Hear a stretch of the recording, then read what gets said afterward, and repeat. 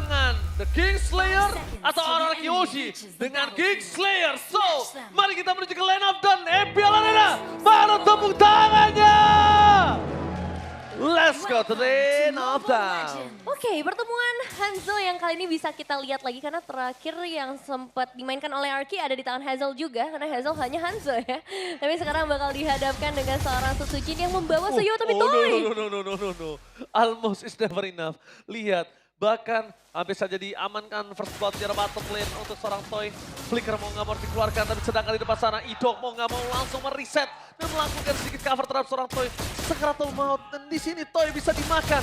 Kenapa Luiski kondisinya masih memiliki Flicker? Ya masih ada Flicker, masih cukup aman seharusnya untuk di awal meskipun informasi terbilang cukup mahal, Prof. Oke. Untuk sekarang Idoknya tetap bermain dengan fokusif ya. Dan Baloy ternyata yang malah ke-trigger dari segi flickernya. Sehingga di early game seperti ini cukup merugikan bagi teman-teman Geek Farm ketika mereka harus kehilangan satu battle spell-nya. Tapi bertukar dengan Toy. Yang nanti mungkin di menit yang kedua sudah akan kembali lagi dengan flickernya. Alright. Tapi kalau ngomongin ke arah Flicker di saat nanti mereka akan berdebat ke arah Turtle, untungnya tidak ada God Laner yang biasanya langsung ikut ke arah teamfight, Profesor. Iya. Walaupun arus sungainya menuju ke EXP ya. Yes. Dan buat sekarang juga di 2 menit yang pertama kita bakal melihat Idok yang cukup aktif dan Susujin yang juga bisa dibilang bakal cukup stabil dan secara prediction, wow. Goni versus everybody. Tapi kali ini Aetherna bersama dengan Nevin ya kan. Tapi Toy tidak memiliki ke arah Flicker. Membuat dirinya harus bertahan sedikit. Sedangkan freeze ya? Iya, freeze-nya itu. Sedangkan Gobs, apakah yang diberikan oleh seorang profesor sebagai option kalau Gobs harus balik lagi seperti dulu itu akan diambil, Profesor? Ya harusnya sih, karena beberapa kali kita melihat kayak Cici EXP kalau misalkan kurang badan itu bakal kurang maksimal juga. Nah, sekarang dari bisa. Oke, Maybe dan Avoy standby di arah bottom lane. Berhasil dapat 1 poin kill atas seorang Toy. Apakah akan ada pertukaran dengan adanya sosok Turtle atau bahkan tidak ada? Dan kali ini Turtle diamankan tanpa ada sedikit pertukaran. Seketika para pasukan dari tim RRQ mereka melakukan dominasi menuju ke arah Purple yang dimiliki dari seorang Geek Farm.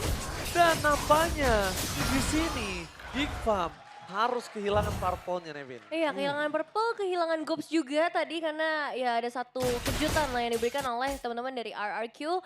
Dan bisa dibilang sebenarnya kalau menurutku ya ini keuntungan masih tetap buat RRQ. Jadi mereka bisa nutupin kerugian kehilangan Toy. Ya ini jatuhnya benar-benar kayak pertukaran yang sangat tidak adil sih, walaupun dengan Toy ya. Iya. Karena mau gimana pun Toy akan tetap kegendong dengan adanya pertukaran dari segi Turtle dan juga gold sharing. Oke, emang Kingdom just being Kingdom. Lihat 88% tanpa ada sama sekali kasih nafas kepada fans dari Geek Farm. Oke, buat kalian para fans Geek Farm jangan lupa untuk dukung Geek Farm. Di kolom komentar ada votingnya.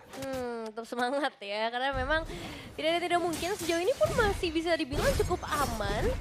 Apalagi dengan kombinasi yang dibawakan. Woi, dari seorang Aboy tapi hati-hati. Oh, make it!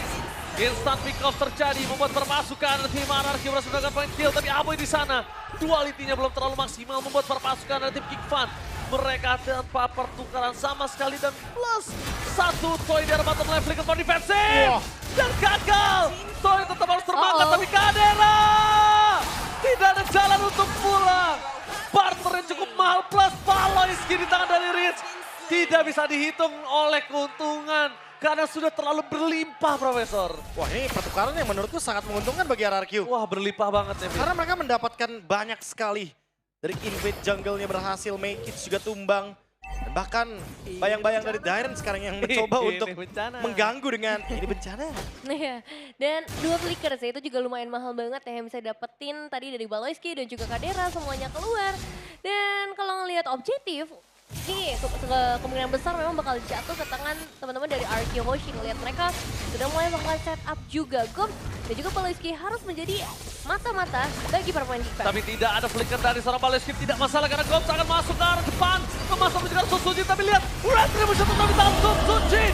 Biggins gagal melakukan takeover walaupun Susujin harus tumbang. Para pasukan dari tim RRQ mereka tidak kenal diam. Dan ini dia, Tour and Travel. Kali ini berhasil memancing 1 korban saja. Hanya ada Idok yang menjadi korban bersama dengan Susujin. Karena Rins Tour and Travel imitasi berhasil memulangkan Dairen. Wah, tapi hilangnya 2 pemain ngasih kesempatan juga ya seharusnya buat Makers dapetin 1 orange buff tadi. Ya, ini ada pencurian yang cukup menarik ya, karena tiba-tiba dengan adanya keuntungan yang didapatkan dari RRQ, ternyata ke-stop semuanya karena ada 1 pencurian dan point kill terhadap Idok yang ditinggalkan tadi dengan adanya diversion. Gila. Tumbang 2 kali. Mundurnya jauh banget. Di menit 5 loh dia baru bisa dapetin Hunter Strike. Tapi lihat, Makers di depan sana akan membalikan keadaan dari seorang Dairen. Dan itu dia, where are you going Makers? 1-by-1 situation dari Dairen kali ini. Mencoba untuk mendapatkan 1 point kill. Dan killing spree is real. 1-by-1 situation yang gagal didapatkan dari seorang Makers. Ini agak cukup berbentur, berbanding terbalik dengan Susujin. Walaupun dia sudah tumbang 1 kali, tapi Makers 2 kali. Dan jadi masalah ini Dairen juga dapetin banyak banget ya. 3 poin eliminasi sejauh ini. Dari sisi XP ngebuat harusnya XP lane-nya lebih bebas lagi. Ngebuat juga dari Gops akan sedikit kesulitan karena bakal ada tanggung jawab yang lebih besar nanti di arah lane. Oke. Jangan lupa ya, ini diversionnya. Oke, diversion dan Kadera surprise! Again! Itu dia, imitasi dari Rins Tour and Travel yang berhasil membawa Dairen ke arah bottom lane. Pertukaran bahkan tidak akan terjadi karena para pasukan dari RRQ akan dengan sangat cepat sigap menuju ke arah turtle ketika ombak sudah mulai bergetar. Ya, ini setupnya tepat banget ya timingnya. Nggak ada Moskov di laning jauh, otomatis harus di-clear terlebih dahulu. Dan di bagian mid lane juga bakal dikuasai sehingga turtle akan semakin lebih mudah. Apalagi sekarang, Idoknya udah lebih siap nih harusnya dengan adanya AOG, After of Guardian. Di mana Dairen juga sudah siap di depannya. Ini Baloski aja ditabrak sama Dairen itu nggak masalah loh. Dan lihat itu dia, bakal coba dipaksa. Target untuk ke arah Susujin, DPS sangat besar. Make it, sedikit terlambat, adu Retribution dan dampaknya kali ini. Retribution di sound point di tangan Make it. Berhenti sejenak dari sosok seorang Susujin yang bahkan Retributionnya tidak keluar sama sekali, Profesor. Ini combo Luoi dan juga Hanzo yang cukup mencekangkan. Avatar of Guardian for nothing. Idok nampaknya tidak bisa mendapatkan apapun. Dan mereka harus mundur karena Baloski berhasil mengusir mundur para pasukan dari tim RRQ, Nevin. Iya, tidak sempat untuk keluar tapi Makers masih mencoba untuk maju lagi. Almost is never enough for Idok. Idok masih bisa selamat jawanya. Dan bahkan para pasukan dari tim RRQ. Kali ini dia mereka hanya memberikan sedikit getaran. Dan itu dia, permainan Loi dan ada MPL ID Extremer. Silakan Nevin. Wah, ada Bang Age yang kali ini bakal menjadi analis dari match kali ini. Halo Bang Age. Dan kita bakal melihat lagi ya untuk dari Geek Fam dan juga Arkeoshi. Karena sejauh ini Valentinanya lumayan banget buat bisa meng-cancel semua pergerakan dari Geek Fam. Sama-sama bisa manfaatin teleportationsnya dengan baik, tapi tetap harus hati-hati dengan kehadiran dari seorang Makers. Karena ya tadi ya, objektif. Ini bisa banget diambil sama Makers. Apalagi buat sekarang udah ada Oracle dan Avatar AOG. of Guardian, apa? Gagal untuk pulang dan bahkan Zoe juga akan menjadi korban permasukan dari tim Geek Fam. Meanwhile, di belakang sana Makers bakal coba untuk membabi buta karena Susujin. Mencoba untuk menghindari damage yang telah diberikan. Tapi nampaknya Tyron berhasil membuat semua para pasukan dari tim RRQ mendenial dan membuat tim Geek Fam kali ini punya space di arah top lane atas Kadera. Dan tidak bisa dibiarkan begitu saja Kadera dengan Moskovnya. Tidak bisa kita pungkiri, permainan yang luar biasa, tapi terlalu sakit. Rins ya! Saudi. 1-by-1 situation dan itu dia. Almost is never enough dan Baloski selalu menjadi penjaga hati dari para anak-anak Geek Fam. Ya, tapi itu nice move juga ya dari seorang Rins yang dari tadi bisa memaksimalkan semua IMU-nya dengan sangat baik. Dan sekarang kembali lagi objektif sudah mulai muncul Prof. Kabin. Wah, ini kalau ngomongin objektif word ya, apalagi abis ada pencurian barusan, harusnya mungkin bisa diulang kembali sih, Diversion dan juga Pinnacle Ninja ya. Dengan tujuan nanti Hanzo-nya akan lebih aman untuk make it mendapatkan retribution point. Tapi gimana caranya untuk bisa menciptakan ruang dan menemukan bush yang tepat. Karena kalau misalkan udah ketahuan sama movementnya RRQ gitu kan, pasti bakal di stop duluan make it-nya biar bayangannya dihancurkan. Dan sekarang Rins, Nevin, kalau menurut aku kalau dia copy ke arah sosok seorang Loi, dia harus cari sih di mana Moskov ataupun Make It, Kadera atau Make It dia harus cari sih. Kalau enggak bahaya banget. Dia digerogotin kayak gini, Bos. Dapetin ke arah atas dan sekarang Susujin. Oke, Make It sedikit terlambat, mereka mencoba untuk mundur ke arah belakang Dairen. Satu-satunya bakal coba dihajar oleh seorang Make It, tapi nampaknya tidak peduli. Make It tetap dihajar dan Gops menangkap ke arah Idok. Mundur ke arah belakang adalah sebuah jawaban, tapi Rins! Surprise! Happy birthday! Tidak ada tombak kali ini, membuat Kadera terperangkap 1 lawan 1 dan itu dia harta, tata, dan sonata menutup what a play from Riz. Riz tour and travel benar-benar membuat Kadera kali ini nggak bisa berbuat banyak, Devin. Ya itu move yang bagus banget. Bahkan Sadera dipaksa untuk ngebuka flickernya juga. Mahal banget hilang satu pemain. Tapi tetap secara defensif dari Geek Fam, mereka bakal sedikit kesulitan dan mencoba untuk meng-counter karena Riz. Oke, Riz bakal coba dimakan begitu saja. Insta pick up terjadi. Baloyski bakal idong, bakal coba dimakan dari telan pelan-pelan. Davis tidak bisa dibendung kembali karena Baloyski berhasil mendapatkan sosok point kill. Yang penting Riz dan juga Idok. Jadi pertukaran atas Baloyski dan Riz dan juga Idok nggak masalah, nggak majalah. Nggak masalah ya, tapi tetap ya untuk Lordnya ini hanya nge-trigger passive turret aja masih bisa dihentikan dan bakal ada sedikit pergerakan Maekis. Dairon kembali lagi menjadi ujung tombak, tapi diselesaikan dengan sangat cepat. Dan itu dia sebelnya ke arah sosok dari Hanzo sekarang. Mau nggak mau bayangannya memang harus ditumbangin. Nggak bisa dicari ke belakang ya. Nggak bisa, emang harus dihancurkan secepat mungkin ya. Kalau bisa dibikin bener-bener sampai habis HP-nya Nevin, biar nanti pas ketika balik ke tubuh aslinya dia bener-bener low HP. Iya, tapi masalahnya sekarang dari RRQ mereka punya area yang luas banget ya dan mereka bakal coba untuk memberikan gangguan, tapi Maekisnya tadi hampir juga mencoba untuk ngasih pressure ke arah Riz di bagian belakang. Oke, Maekis emang bakal cukup bersinar dengan attack speed yang dia miliki. Tapi ini udah mulai memasuki menit ke arah 12 Devin. Ini nggak cukup baik untuk mereka kalau kehilangan kembali satu lot yang harus dimiliki. Dan battle emote, tadi kita udah lihat banyak. Battle emote jangan sampai kalian lupa. Mau pakai ini bencana juga boleh untuk ngeledek-ledek orang. Lumayan langsung soal di rank ternyata ya. Ini Iya, bencana aku ya. juga punya. Punya? Punya. Baik-baikin gua kan lo. Masuk karena 12 menit yang pertama ya. Secara area memang ini menguntungkan banget buat RRQ. Karena mereka bisa invasi lebih dalam. Tapi di sisi lain, Geek, mereka punya Moskov sih. Jadi split push atau lane jauh di bagian bottom lane ini mungkin bisa jadi target selanjutnya dari seorang Cadera. Jangan lupakan Loi juga sih Nevin. Ini efek diversionnya akan sangat merepotkan sekali ya. Karena bisa memberikan teleportation untuk Moskov juga, entah untuk Hanzo-nya juga. Atau bahkan Geek Farm ketika dalam keadaan yang nanti mungkin 50-50, mereka bisa membalikkan keadaan dengan cepat. Hanya dengan satu ultimate saja dari Aboy. Oke, Aboy di sana Maekis bakal coba untuk bersinar. Target utama mereka adalah Riz, tentunya is coming. Menutup jalan para pasukan dari tim RRQ. Membalikkan kembali karena Baloyski menjadi target utama mereka. Where are you going, Baloy? Dan lihat point kill yang dikasih karena Toy. Supaya Skypicernya makin lebih menyala, abangku. Wah, ini kehilangan Baloy di waktu Lordnya juga udah mulai terspawn. Berarti mereka paling bisa mengandalkan Maekis dan juga Aboy ya untuk melakukan steal. Gopsi, menurut gua Gopsi ini menjadi poin penting sih Nevin. Ya, dimana zone out bisa aja dilakukan, tapi kuantitasnya mereka lebih sedikit dibandingkan RRQ. Tapi lihat Nevin di depan sana, Maekis Sakaratul mau terbakar weapon situasi Idong. Dan out of nowhere Dairon berhasil memancing Kadera dengan flickernya. Jadi pertukaran dari Dairon dengan flickernya masih worth it total. Wah, tapi mereka dapat Rinse sih, itu jadi 1 poin plus juga buat Geek akhirnya nih. Gila bisa ya. nge-shutdown karena Rinse-nya. Dari tadi Rins loh ditargetin. Dari Baloyski, dari Gops, dari sosok seorang Maekis.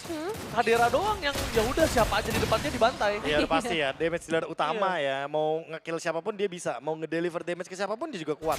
Udah ada Demon Hunter Sword juga soalnya.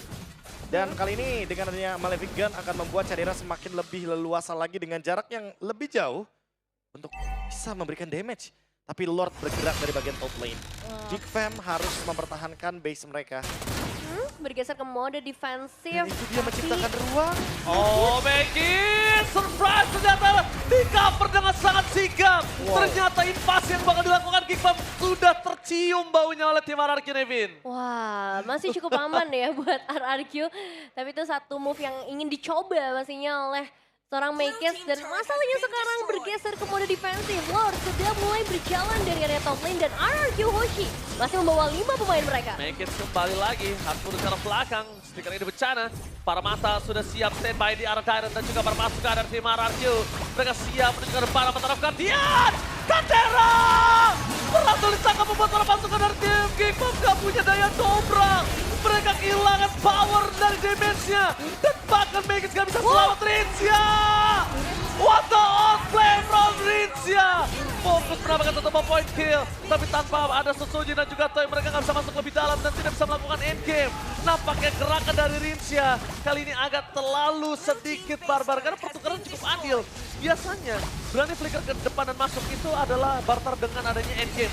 Apakah itu berhasil mereka lakukan, Evin? Ya, masalahnya masih ada 3 pemain dari RQG dan masih ada 3 pemain dari meledak Gig. Baloi! Satu tembakan terakhir habis saja meledakan Skymister dan Colt akan menjadi korban selanjutnya. Dan belum ada lagi yang bisa didapatkan dan itu dia Tyrant.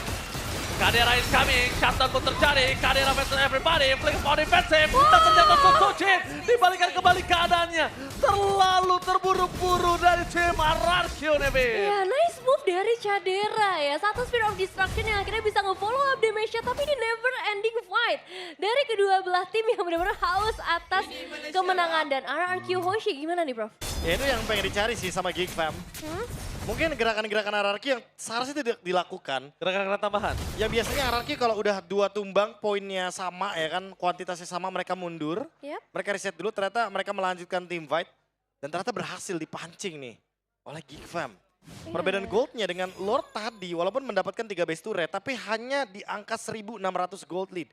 Kadera masih ngelit loh. Jadi nggak terlalu jauh sebenarnya Nevin. Kadera Keuntungan tadi kayak jadi keuntungan yang kayak lewat begitu aja, kayak jadi angin lewat aja. Ya, dan mereka berarti harus mulai dari nol lagi nih. Dan masih ya kalau ngomongin ke arah objektif, Geek Fam punya chance yang sama besarnya. Nggak peduli mereka kehilangan base turret cukup banyak, tapi mereka bawa Moskop dan Hanzoluhi. Ini dia combo yang mungkin bakal mengirim Makers nanti langsung ke bagian depan. Oke. Tapi diinformasikan harusnya para pasukan dari tim RRQ. Lihat Paleski! Mundur ke arah belakang, Tess jadi target utama dengan nama taraf Guardian. Tapi masih bisa selamat. Kadera is coming. Tapi Susujin udah tumbang terlebih dahulu. Tak following up damage. Membuat para pasukan dari tim RRQ. Mereka membalikan kembali Kadera dengan adanya Idok. Dan Rizia kali ini terperangkap di depan sana. Kadera still survive. Colt berhasil mendapatkan satu yaitu Idok. Tapi nampaknya masih belum cukup damage untuk bisa menghentaskan seorang Ibo. Idok kali ini belum bisa dituntaskan dan Idok membalikan kembali keadaan. Target utamanya dan gol meledak. Unstoppable untuk seorang Toy. Rim standby mencari di mana Makins berada. Terdeteksi Makins.